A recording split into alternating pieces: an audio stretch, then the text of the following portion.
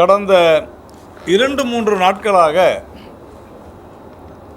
தமிழகத்தினுடைய முதலமைச்சர் திரு மு.க. ஸ்டாலின் அவர்கள், திராவிட முன்னேற்றக் கழகத்தினுடைய தலைவர் தொடர்ந்து ஏதோ பாரதிய ஜனதா கட்சி அரசு, மத்திய அரசு தமிழ்நாட்டை வஞ்சித்து விட்டது போன்ற விஷயங்களை சொல்லி ஒரு உண்மைக்கு புறம்பான விஷயங்களை பேசி வருகிறார். இந்தியா சுதந்திரம் அடைந்த பிறகு 5 வருடங்கள் தவிர மற்ற நாட்களில், மற்ற காலங்களில் ஆட்சி நடத்தியது காங்கிரஸ் கட்சி. அதில் திமுக 10 வருடங்கள் அங்கம் வகித்தன. குறிப்பாக 2004 2014 வரையிலான 10 வருடங்கள், 2014 2026 வரையிலான இந்த 12 வருடங்களில், இதற்கு ரெண்டும் நாம் ஒப்பிடும் பொழுது ஒவ்வொரு துறையிலும் 5 மடங்கு அல்லது 6 மடங்கு அதிகமாக தமிழ்நாட்டிற்காக பல்வேறு திட்டங்களின் மூலம் அதிக நிதியை வாரி வழங்கி இருக்கிறது மத்திய பாரதிய ஜனதா கட்சியினுடைய நரேந்திர மோடி தலைமையிலான அரசு. ஆனால் தமிழகத்தில் கடந்த 5 வருடங்களாக சட்டம் ஒழுங்கை சரியான முறையில் பராமரிக்காமல், குற்றங்களை தடுக்க முடியாமல், குறிப்பாக பெண்களுக்கு எதிரான குற்றங்களை தடுக்க முடியாமல், அதிலும் குறிப்பாக பெண் குழந்தைகளுக்கு, மாணவிகளுக்கு எதிரான பாலியல் குற்றங்களை பள்ளிகளிலேயே தடுக்க முடியாத தமிழக அரசினுடைய முதலமைச்சர், திராவிட மாடல் என்று தன்னைத்தானே போற்றிக்கொள்கிற திராவிட முன்னேற்றக் கழக தலைவர் ஸ்டாலின் அவர்கள் தொடர்ந்து இது போன்ற தவறான தகவல்களை மக்கள் மத்தியிலே முன்வைப்பது என்பது ஒரு முதலமைச்சருக்கான திராவிட மாடல் என்று மார்த்தட்டிக் கொள்கிற ஒரு அரசியல் கட்சியினுடைய தலைவருக்கு அழகல்ல. தன்னுடைய தோல்வியை மறைப்பதற்காக, தங்களுடைய நிர்வாகமின்மையை மறைப்பதற்காக இப்படிப்பட்ட தவறான தகவல்களை அளிப்பது என்பது வன்மையாக கண்டிக்கத்தக்கது. கடந்த 12 வருடங்களில் பல்வேறு துறைகளில் பல்வேறு தரப்பட்ட மக்களுக்கு பாரதிய ஜனதா கட்சியினுடைய நரேந்திர மோடி அவர்களுடைய தலைமையிலான அரசு மக்களுடைய நல்வாழ்வுக்காக, மக்களுடைய முன்னேற்றத்திற்காக பல திட்டங்களை அளித்திருக்கிறது.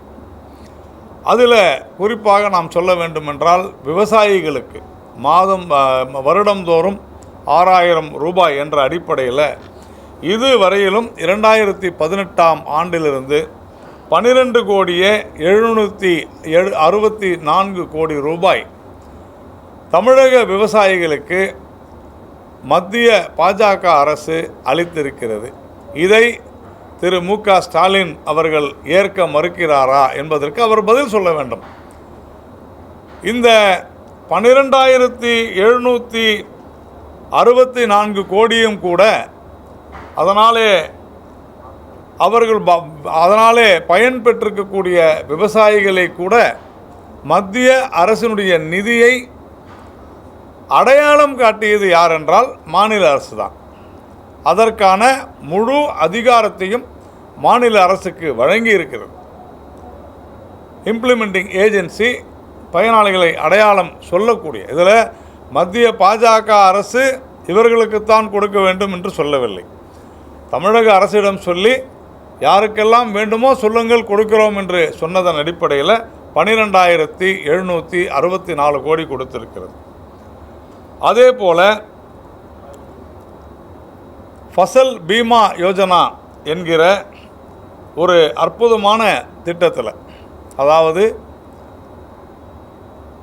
பயிர் காப்பீட்டு திட்டம், இந்த பயிர் காப்பீட்டு பிரதம மந்திரியினுடைய பயிர் காப்பீட்டு திட்டத்தின் அடிப்படையில் 98 லட்சம் விவசாயிகளுக்கு 78,663 கோடி 78,663 கோடி காப்பீட்டு தொகையினை இன்சூரன்ஸ் பிரீமியம் மத்திய அரசு வழங்கி இருக்கிறது. முதல்வர் மு.க. ஸ்டாலின் அவர்கள் இதை மறுக்கிறாரா, இல்லை என்று சொல்கிறாரா? நம்முடைய கேள்வி அதுதான். அதே போல மீனவர்களுக்கான 1,83,264 மீனவர்களுக்கு அங்கே இருக்கக்கூடிய நம்முடைய மகளிர் சுய உதவிக்குழுவின் மூலமாக பாதுகாப்பு உபகரணங்கள், படகுகள், அதாவது மீன்பிடி படகுகள், அதே போல் அந்த மீன்வளத்துறையை மீன்களை மேலும் மேலும் வளர்ப்பதற்கான, அதை மேம்படுத்துவதற்கான 1,83,264 மீனவர்களுக்கு உதவி செய்ததை திரு மு.க. ஸ்டாலின் மறுக்கிறாரா அப்படின்றது தான் நம்முடைய கேள்வி. இந்த கேள்விகளை எல்லாம் திரு மு.க. ஸ்டாலின் அவர்களிடத்தில் ஊடகங்கள் கொண்டு செல்ல வேண்டும், இதை கேட்க வேண்டும். பாஜக இப்படி சொல்கிறது, நான் முழுமையான ஆவணத்தோடு இதை பேசுகிறேன்.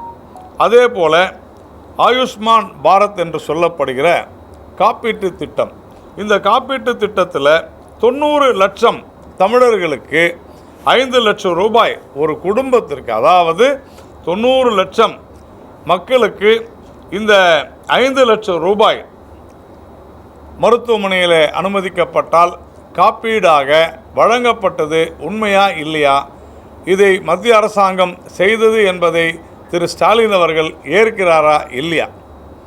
அதே போல் அப்படி இல்லை என்று சொன்னால் அவர் மறுக்க வேண்டும். நான் ஆவணங்களை கொடுக்கிறேன், இது அனைத்துமே மாநில அரசின் மூலமாக, அதாவது இதையெல்லாம் செயல்படுத்துவது மத்திய அரசு கொடுக்கக்கூடிய பணத்தை மாநில அரசு எடுத்துக்கொண்டு மாநில அரசு செய்கிறது. மத்திய அரசினுடைய திட்டம் இது.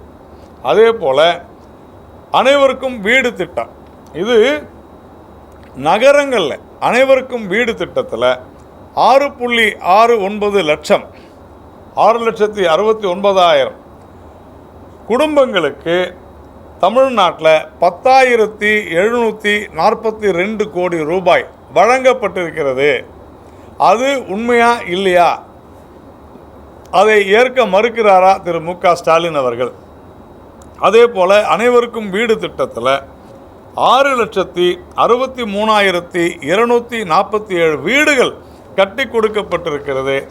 அதை திரு மு.க. ஸ்டாலின் அவர்கள் மறுக்கிறாரா? இது அனைத்துமே மீண்டும் மீண்டும் நாம் சொல்வது, மாநில அரசுடன் மாநில அரசு தான் செயல்படுத்தக்கூடிய மத்திய அரசினுடைய திட்டங்கள். அதே போல் 100 நாள் வேலைவாய்ப்பு திட்டத்தில் நாம் இதுவரையிலும் 2016-17 2025-26 கிட்டத்தட்ட 8 வருடங்களில் 73,184 கோடி 73,184 கோடி நம்முடைய தமிழகத்திற்கு, தமிழ் மக்களுக்கு, தமிழ் உழைப்பாளிகளுக்கு, தொழிலாளர்களுக்கு வழங்கப்பட்டிருப்பது உண்மையா இல்லையா? திரு மு.க. ஸ்டாலின் அவர்கள் இதற்கு பதில் சொல்ல வேண்டும்.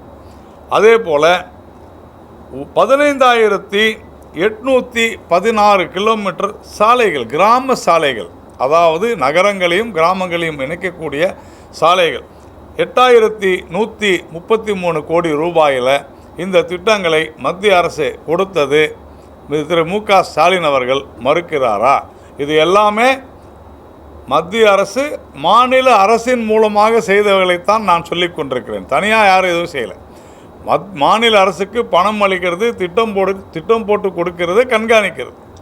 ஆனால் இங்கே எதையுமே செய்யலை அப்படின்னு தொடர்ந்து சொல்லி வருகிறார் திரு மு.க. ஸ்டாலின். அதே போல் இந்த கடந்த இந்த ஒரு 10 வருடங்களுக்குள்ளாக 41 லட்சம் குடும்பங்களுக்கு இலவச எரிவாயு இணைப்பு கொடுக்கப்பட்டிருக்கிறது என்பதை திரு மு.க. ஸ்டாலின் அவர்கள் மறுக்கிறாரா? கடந்த தேர்தலில் 100 ரூபாய் ஒரு சிலிண்டருக்கு குறைக்கிறேன் அப்படின்னு சொல்லி சொன்னார், நாங்கள் கொடுத்துட்றோம் அப்படின்னார். அதை கூட கொடுக்க முடியாத திரு மு.க. ஸ்டாலின் அவர்கள் 41 லட்சம் குடும்பங்களை கரி அடுப்பிலிருந்து, மண்ணெண்ணெய் அடுப்பிலிருந்து மீட்டிருக்கிறது. 41 லட்சம்னு சொன்னால் கிட்டத்தட்ட 1,50,00,000 அதிகமான மக்களுக்கு 41 லட்சம் குடும்பம்னு சொன்னால் சராசரியாக 4 பேர் ஒரு குடும்பத்தில் வச்சா கூட தமிழ்நாட்டினுடைய 8 கோடி அப்படின்னு சொல்லும் பொழுது கிட்டத்தட்ட 4 அல்லது 5 1 பங்கு மக்களுக்கு பாரதிய ஜனதா கட்சியினுடைய நரேந்திர மோடி தலைமையிலான அரசு இலவசமாக எரிவாயு இணைப்பை வழங்கி இருக்கிறது. மு.க. ஸ்டாலின் இதை ஏற்கிறாரா இல்லையா? அதே மாதிரி முத்ரா திட்டத்தில் இந்தியாவிலேயே அதிகமாக பயனடைந்திருக்கக்கூடிய தொழில் முனைவோர்கள், சிறு குறு தொழிலில் ஈடுபட்டவர்கள், அதிலும் குறிப்பாக பட்டியல் இனத்தை சார்ந்தவர்கள், பெண்கள் அதிக அளவில் இந்தியாவிலேயே அதிகமாக பயனடைந்திருப்பது தமிழ்நாடு தான் என்பதை மு.க. ஸ்டாலின் அவர்கள் ஏற்றுக்கொள்கிறாரா இல்லையா? அதே மாதிரி சுவநிதி ஸ்கீம், அதாவது திட்டம், அந்த திட்டத்தின்படி சாலையோர வியாபாரிகள் 4,18,565 சாலையோர வியாபாரிகள் இதன் மூலம் பயனடைந்திருக்கிறார்கள். கிட்டத்தட்ட 1028 கோடி இவர்களுக்கு அளிக்கப்பட்டிருக்கிறது என்பதை நாம் இங்கே வலியுறுத்தி சொல்கிறோம். இதை மு.க. ஸ்டாலின் மறுக்கிறாரா?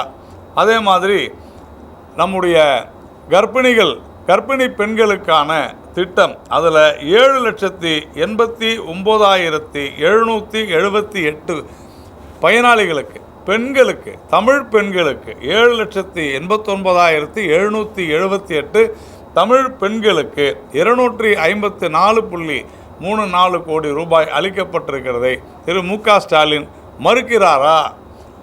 அதே மாதிரி தூய்மை இந்தியா திட்டத்தில் 61,25,874 கழிப்பறைகள் கட்டப்பட்டிருக்கின்றன. தமிழ்நாட்டில் ஒரு கழிப்பறைக்கான காஸ்ட் 8,000 ரூபாய். கணக்கு போட்டுங்க, இத்தனை கோடி ரூபாய் நாம் செலவு பண்ணியிருக்கிறோம். அதே மாதிரி இந்த மின்சாரம், அனைவருக்கும் மின்சாரம் திட்டத்தில் 56,258 வீடுகளுக்கு 334 கோடியே 85 லட்சம் நாம் ஒதுக்கி இருக்கிறோம். இது போல் பல்வேறு விஷயங்களை, அதாவது இது மட்டும் இல்லாத கட்டமைப்பு, தூத்துக்குடி விமான நிலைய விரிவாக்கம், தூத்துக்குடி துறைமுக விரிவாக்கம் என்று பல்வேறு, அதே மாதிரி மதுரையிலிருந்து தூத்துக்குடிக்கான தேசிய நெடுஞ்சாலை, இன்றைக்கி தூத்துக்குடி ஒரு மிகப்பெரிய தொழில் முனையும் இடமாக, ஒரு மிகப்பெரிய தொழிற்சாலை நகரமாக தூத்துக்குடி மிகப்பெரிய நகரமாக உருவெடுத்து கொண்டிருக்கிறது என்று சொன்னால் அதற்கு முழு காரணமுமே மத்திய பாஜக அரசு, நரேந்திர மோடி தலைமையிலான அரசு தான் என்பதை மு.க. ஸ்டாலின் அவர்களால் மறுக்க முடியுமா? கிட்டத்தட்ட இந்த ரயில்வே திட்டங்களில் 35,701 கோடி ரூபாய் திட்டங்கள், ரயில்வே திட்டங்கள் இப்பொழுது நடந்து கொண்டிருக்கின்றன என்பதை திரு மு.க. ஸ்டாலின் அவர்கள் மறுக்கிறாரா? இது எல்லாமே பார்த்திங்கன்னா கடந்த 2004 2014 வரையிலான யூபிஏ, அதாவது திமுக அங்கம் வகித்த காங்கிரஸ் கூட்டணி அரசை விட 8 மடங்கு அதிகமாக நிதி ஒதுக்கி இருக்கிறது நம்முடைய ரயில்வே துறை. அதே மாதிரி நம்முடைய மெட்ரோ எக்ஸ்பேன்ஷனுக்கு 8,000 கோடி ரூபாய் ஒதுக்கி இருக்கிறது. இந்த மாதிரி பல்வேறு, அதாவது இந்த பட்டியலை நாம் சொல்ல வேண்டும் என்று சொன்னால் ஒரு நாள் போதாது நமக்கு. அந்த மாதிரி நம்முடைய பல்வேறு, மதுரை இன்டர்நேஷ்னல் ஏர்போர்ட், சர்வதேச விமான நிலையம், அதை நாம் சமீபத்தில் செஞ்சுருக்கிறோம். அதே மாதிரி திருச்சி விமான நிலைய விரிவாக்கம், தூத்துக்குடி விமான நிலைய விரிவாக்கம், கடந்த 2-3 மாதங்களுக்கு முன்னால் நம்முடைய பிரதமர் தூத்துக்குடி விமான நிலையம், துறைமுக விரிவாக்கம் எல்லாவற்றையுமே திறந்து வைத்திருக்கிறார். இதையெல்லாம், ஆனால் அங்கு பிரதமரை வரவேற்கக்கூட முதலமைச்சர் செல்வதற்கு அவருக்கு முகம் இல்லை. இப்படிப்பட்ட அதிகமாக பிரதமர் தமிழ்நாட்டிற்கு செய்து கொண்டிருந்தும் கூட அவரை தொடர்ந்து தினமும் விமர்சித்து கொண்டிருக்கும் முதலமைச்சர் மு.க. ஸ்டாலின் பிரதமர் முகத்தை பார்க்க அஞ்சி நடுங்கி தயங்கி அன்றைய தினம் வேறு ஒரு நிகழ்ச்சி இருப்பதாக சொல்லி பிரதமரை பார்ப்பதற்கு கூச்சப்பட்டு கொண்டு தயங்கிக் கொண்டு அவர் போகாது இருந்தது உண்மையா இல்லையா என்பதை முதலமைச்சர் அவர்கள் விளக்க வேண்டும். இதெல்லாம் ஒரு புறம் இருக்க, நான் ஏன் சொல்கிறேன் என்று சொன்னால், அதே மாதிரி நிதி பங்கீட்டில் பார்த்தோம் என்று சொன்னால் கிட்டத்தட்ட 14 லட்சம் கோடி நாம் 2015 2025 வரையில் நாம் 14 லட்சம் கோடி அளித்திருக்கிறோம். ஆனால் அது அந்த திமுக அங்கம் வகித்த காங்கிரஸ் கூட்டணி ஆட்சியில் அது வெறும் 94,971 கோடி தான்.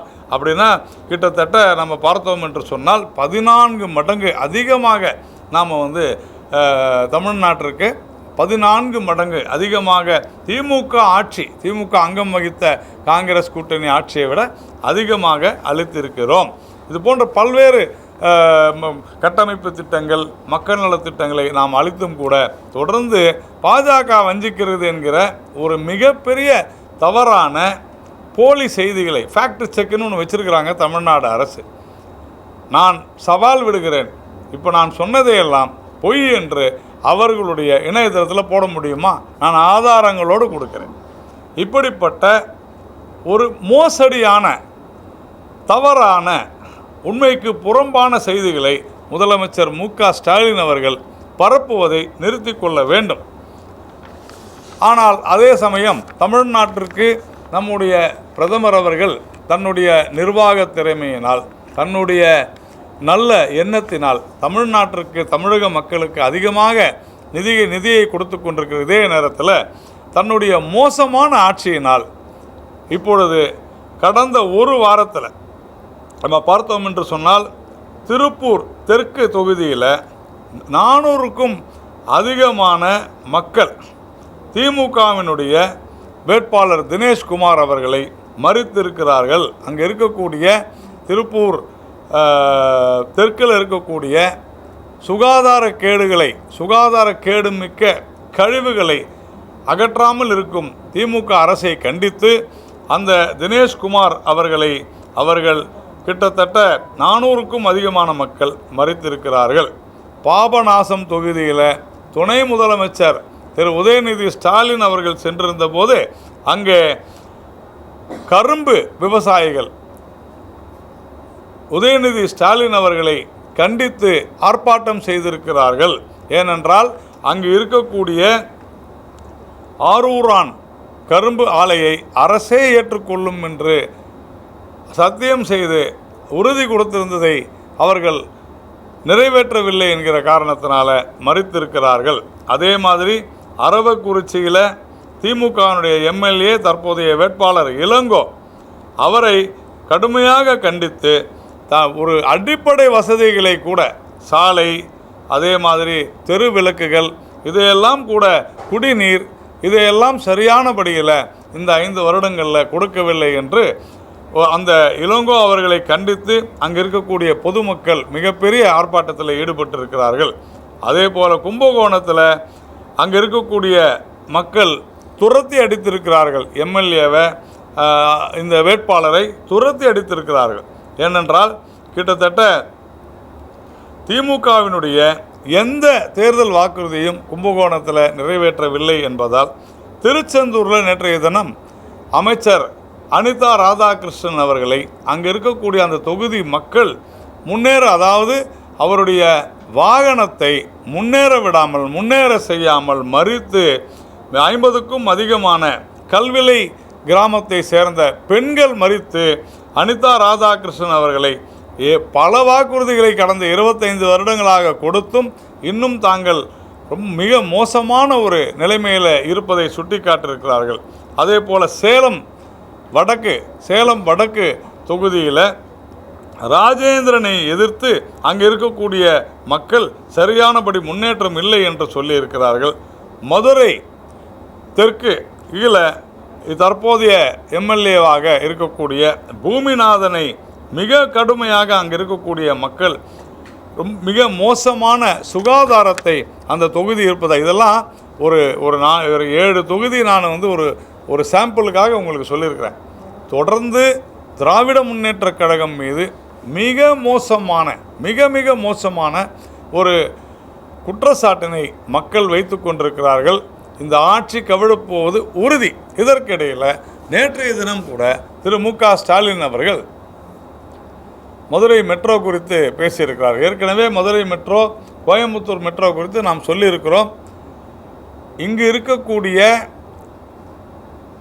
தனியார் பேருந்துகள் அல்லது இங்கு இருக்கக்கூடிய அரசு பேருந்துகளில் அதிகமாக ஊழல் செய்ய வேண்டும் என்கிற காரணத்தினால, நமக்கெல்லாம் தெரியும் போக்குவரத்து துறை நடக்கக்கூடிய ஊழல்கள், மெட்ரோ வந்துவிடக்கூடாது என்று திட்டம் போட்டு மத்திய அரசு இந்த மெட்ரோ திட்டத்தை ஆதரிக்கக்கூடாது, இதற்கு செலவு செய்யக்கூடாது என்பதற்காகவே தவறான பொய்யான முழுமையான விவரங்களை அளிக்காமல் வேண்டுமென்ற மக்கள் தொகையை குறைத்து காண்பித்து விரிவான திட்ட அறிக்கையிலே பல குளறுபடிகள் செய்து வேண்டுமென்ற இதனுடைய பாலிசி, அதாவது நம்முடைய மத்திய அரசினுடைய மெட்ரோவினுடைய திட்டங்களை வேண்டுமென்றே மீறி இவர்கள் கொடுத்த தவறான அறிக்கையினால்தான் அதை திருத்தி அனுப்பும்படி சொல்லியிருக்கிறது என்பதை மறைத்து பொய் பேசியிருக்கிறார் திரு மு.க. ஸ்டாலின் அவர்கள். அதனால் அதே போல் சென்னை பெங்களூரு எக்ஸ்பிரஸ் ஹைவே விரைவு சாலை நெடுஞ்சாலையை நம்முடைய மத்திய அரசு இங்கிருந்து பெங்களூருக்கு 3 மணி நேரத்தில் சென்று விடக்கூடிய அளவில் சாலை அமைக்கிறது. அந்த சாலையில் ஒரு குறிப்பிட்ட தமிழ்நாட்டில் இருக்கக்கூடிய சாலைகள் மட்டும் இன்னும் அமைக்க முடியாமல் இருக்கிறது. கடந்த 2 வருடங்களாக தாமதப்பட்டு வருகிறது. இதற்கு காரணம் என்னவென்றால், நிலம் கையகப்படுத்த மாநில அரசு தவறிவிட்டது. அதே போல் அந்த மிகப்பெரிய டவர்ஸ் இருக்குது, ஹாட் லைன்ஸ், அந்த டவர் டிரான்ஸ்மிஷன் லைன்ஸ் இருக்குது, அந்த மின்தொடர் அமைப்பு இருக்கக்கூடிய அதை ஹை பவர் டிரான்ஸ்மிஷன் லைன்ஸ், இதை இவர்கள் டான்ஜெட்கோ மாநில அரசினுடைய டான்ஜெட்கோ நிறுவனம் அதை முழுமையாக இப்போ அது டிரான்ஸ்மிஷன் லிமிட்டடாக இருக்குது. இதை மாநில அரசு உரிய நேரத்தில் செய்து கொடுக்காததுனால அந்த கான்ட்ராக்டர் ஒப்பந்ததாரருக்கு மிகப்பெரிய நஷ்டம் ஏற்பட்டிருக்கிறது என்று சொல்லி அவர் செய்ய மறுக்கிறார். காரணம் என்ன? மாநில அரசினுடைய செயல்படாத தன்மை, மாநில அரசு செயல்படாமல் இருக்கிறது என்கிற காரணத்தினால தான் இந்த சென்னை பெங்களூரு, இது கர்நாடகாவிலையும் ஆந்திராவிலையும் தமிழ்நாட்டிலையும் போகுது இந்த சாலை. ஆந்திராவிலையும் கர்நாடகாவிலையும் கிட்டத்தட்ட முடிந்து விட்ட நிலையில் இன்னும் கூட 1 வருடம் மேலே ஆகும் என்கிற அளவிற்கு மிகுந்த தொய்வோடு இந்த திட்டமானது நடைபெற்று வருகிறது. இதெல்லாம் ஏன் சொல்கிறோம் என்றால், முழுக்க லஞ்சம் ஊழல் முறைகேட்டிலே திளைத்து கொண்டிருக்கும் இந்த அரசு எதில் முன்னேற்றம் கண்டிருக்கிறது என்று சொன்னால், டாஸ்மாகில் மிகப்பெரிய முன்னேற்றம் கண்டிருக்கிறது. சாராயம் என்பது ஆறாக ஓடிக்கொண்டிருக்கிறது. தமிழ்நாட்டில் அதிக இளம் விதவைகள் இருக்கிறார்கள் என்று சொன்ன கனிமொழி அவர்கள் இப்பொழுது அது குறித்து யாராவது ஒரு கேள்வி கேட்டாலே அவர் அதை மறுத்துவிட்டு போய்விடுகிறார். ஏனென்றால் அவர்களுடைய ஆட்சி நடைபெறுகிறது, அவர்களுக்கு சொந்தமான ஆலைகளிலிருந்து சாராயம் ஆறாக ஓடிக்கொண்டிருக்கிறது. இன்னொரு பக்கம் போதை கலாச்சாரம், சாராயம் போதையினால் நடக்கக்கூடிய மிகப்பெரிய சீரழிவு என்னவென்றால், பெண்கள் மீதான பெரும் பாலியல் வன்முறை தாக்குதல்கள், அதிலும் குறிப்பாக சிறு குழந்தைகள் மாணவிகள் மீதான பாலியல் தாக்குதல், ஆசிரியர்களே மாணவிகளை பாலியல் தாக்குதலுக்கு உள்ளாகக்கூடிய அளவிற்கு தமிழகத்தை நாசப்படுத்தி சீரழித்து விட்டிருக்கிறது திராவிட மாடல் ஆட்சி. எங்கு பார்த்தாலும் சங்கிலி பறிப்பு, கொள்ளை, யாரை வேண்டுமானாலும் எங்கு வேண்டுமானாலும் வெட்டலாம், கேட்பதற்கு ஆள் இல்லை என்கிற கணக்கில் காவல்துறை சொணுங்கி போயிருக்கிறது. இப்படிப்பட்ட ஒரு சூழலில் கல்லூரிகள் பள்ளிகளிலெல்லாம் மாணவிகள் மீதான தாக்குதல்கள், வன்முறை, பாலியல் தாக்குதல்கள், இதையெல்லாம் தமிழக மக்கள் மறக்கப் போவதில்லை. நீங்கள் 5000 கொடுத்தாலும் 50,000 கொடுத்தாலும் 5 லட்சம் கொடுத்தாலும் தங்களுடைய குழந்தைகளுக்கு, குறிப்பாக பெண் குழந்தைகளுக்கு, 4 வயது 5 வயதான பெண் குழந்தைகளுக்கு பாலியல் தாக்குதல்களை தடுக்க முடியவில்லை. அதற்கு காரணம் திராவிட மாடல் திமுக அரசு என்பதை இந்த அரசாங்கம் தெரிந்தும் தெரியாது போன்று மறைக்க பார்க்கிறது. தங்களுடைய தோல்வியை மறைக்க வேண்டுமென்றே திட்டமிட்ட ரீதியில் 14 மடங்கு அதிகமாக நிதி அளித்திருக்கக்கூடிய பாரதிய ஜனதா கட்சியினுடைய நரேந்திர மோடி தலைமையிலான அரசு குறித்து பல்வேறு தவறான மோசடியான குற்றச்சாட்டுகளை, விமர்சனங்களை முன்வைத்திருக்கிறார் திரு மு.க. ஸ்டாலின் அவர்கள். இந்த அரசு உறுதியாக வருகிற 23ஆம் தேதி இந்த தமிழகத்தை விட்டு அகலப்போவது உறுதி. அஇஅதிமுக தலைமையிலான தேசிய ஜனநாயக கூட்டணி மிகப்பெரிய வெற்றியை பெறும் என்று நாம் மீண்டும் உறுதியாக சொல்கிறோம். வேறு ஏதாவது நீங்கள் கேட்குறதுக்கு இருந்தால் சொல்லுங்கள்.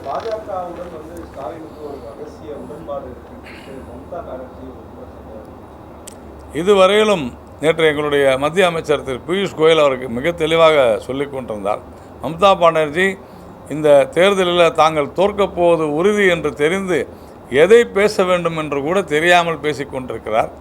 அதனால் இந்த கேள்வியே உண்மையிலேயே இது ஒரு மம்தா பானர்ஜி சொல்வது ஒரு நகைச்சுவையான விஷயமாகத்தான் நாம் பார்க்க வேண்டுமே தவிர அதில் எந்த உண்மையும் இல்லை, பொருளும் இல்லை. அது ஒரு அரசியலுக்கான அல்லது ஒரு முழுக்க இது அவர் சொன்ன குற்றச்சாட்டு என்பது தேர்தல் ஆணையத்தை தான் நீங்கள் கேள்வி கேட்க வேண்டுமே தவிர அவர்கள் தெளிவாக பதில் சொல்ல. எவ்வளவு பேர் மேற்கு வங்காளத்திலேருந்து தமிழ்நாட்டுக்கு வந்தாங்க, தமிழ்நாட்டில் அங்கே போனாங்கன்னு அவங்க தான் பதில் சொல்லுவாங்க.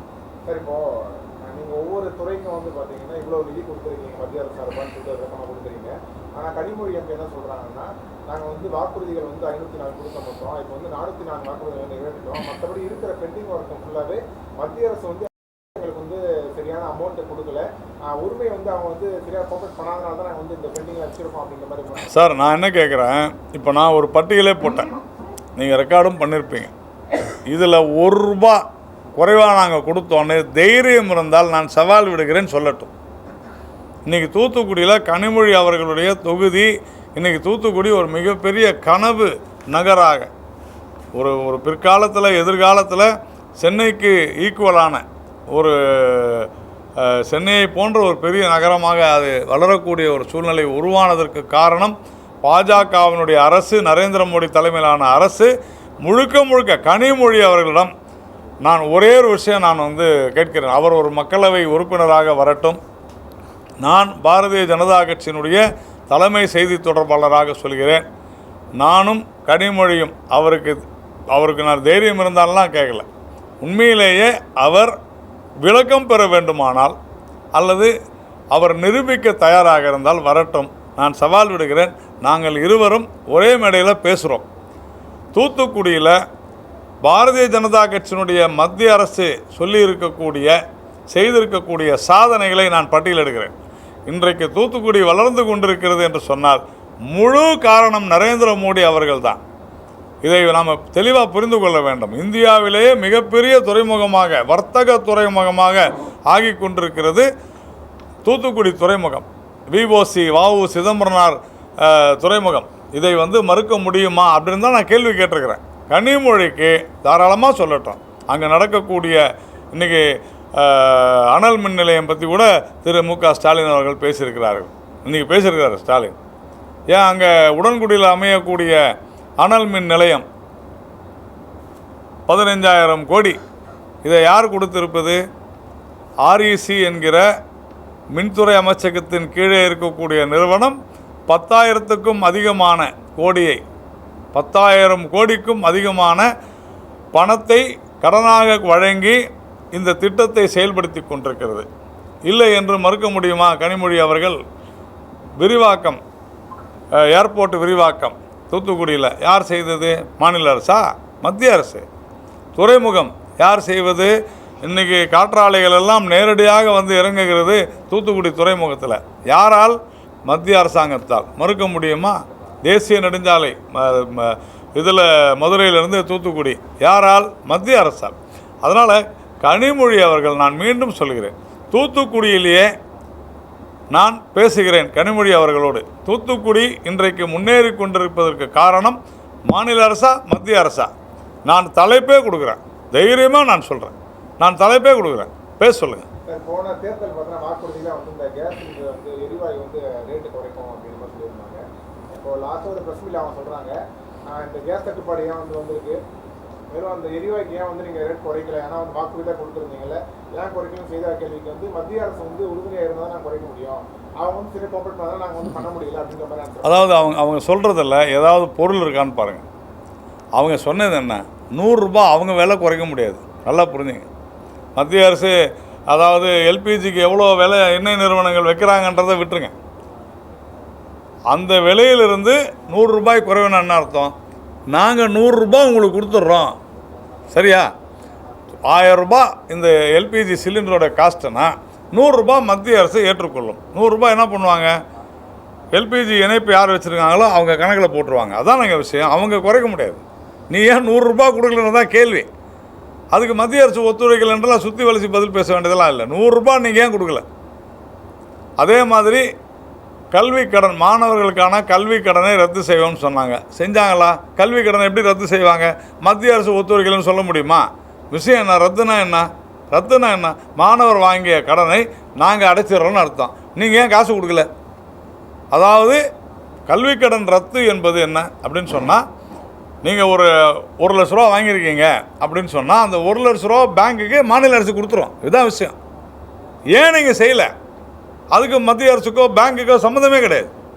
இப்படி தான் குழப்புகிறார்கள் மக்களை, முழுமையாக குழப்புகிறார்கள். கிட்டத்தட்ட 250க்கும் அதிகமான வாக்குறுதிகள் 2021 இருந்தது மாதிரியே 2026 இருக்குது. அப்படின்னா என்ன அர்த்தம்? 250க்கும் மேற்பட்ட வாக்குறுதிகளை நிறைவேற்றவில்லை என்பது தானே பொருள். அப்புறமா நாங்கள் அதாவது 40 விழுக்காட்டிற்கும் மேலாக இருக்குது. ரிப்பீட்டு பலது விஷயம். அதாவது 2020 சொன்னது நிறைவேற்றவில்லை. அதை தாண்டி ஒரு 250க்கும் மேலாக ரிப்பீட்டும் ஆகுது. எவ்வளவு வாக்குறுதிகள், எதையுமே நிறைவேற்றவில்லை. அவர்கள், ஸ்டாலின் அவர்கள் சொன்னார்கள், நாங்கள் சொன்னதை செய்வோம், செய்வதை சொல்வோம் சொன்னாங்கல்ல. நான் என்ன சொல்கிறேன், நீங்கள் இப்போது செய்து கொண்டிருப்பதை சொல்லவே இல்லை. சட்ட ஒழுங்கை சீர்குலைப்போம்னு சொன்னாங்களா? அவங்க செஞ்சிட்டாங்க. குற்றங்கள் பெருகுவதை வேடிக்கை பார்ப்போம் என்று சொன்னார்களா? வேடிக்கை பார்த்துக்கிட்டு இருக்கிறாங்க. பெண்களுக்கான எதிரான பாலியல் குற்றங்களை தடுப்போம் என்று சொன்னார்களா? ஆனால் வேடிக்கை பார்த்துக்கிட்டு இருக்கிறாங்க.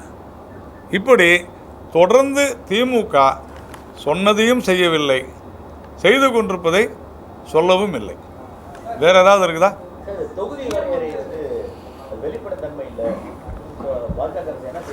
சார், மிக மிக தெளிவாக திரு அமித்ஷா அவர்கள், பிரதமர் அவர்கள் எல்லாம் எப்படி இதை நாம் செய்ய போகிறோன்றதை சொன்னாங்க. அது கூட சஜஷன் தான். இதெல்லாம் பாராளுமன்றத்தில் முடிவு செய்ய எல்லா கட்சியும் சேர்ந்து தான் எப்படி தொகுதி மறுவரை வர என்று சொல்லுவோம். இது வரைக்கும் அதை பற்றின டிஸ்கஷனே வராத போது இப்படி தான் செய்வாங்கன்றது மேனிப்புலேஷன், ஆர்டிகுலேஷன், மேனிப்புலேஷன் தொடர்ந்து இது தான் செஞ்சுக்கிட்டு இருக்கிறாங்க. தவறானது.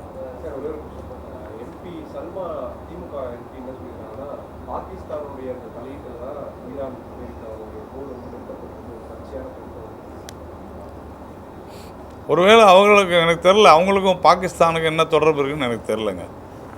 எனக்கு தெரிஞ்ச அந்த மாதிரி ஒன்றும் இல்லை. ஒருவேளை அவங்களுக்கு இருந்தால் அவங்க சொல்லட்டும். 15ஆம் தேதி கன்னியாகுமரி வரார். இன்றைக்கி டேட்டில் இப்போ இன்றைய சூழ்நிலையில் 15ஆம் தேதி பல தலைவர்கள் இங்கே வந்து கொண்டிருக்கிறார்கள். வேற ஒன்றும் இல்லை. நன்றி.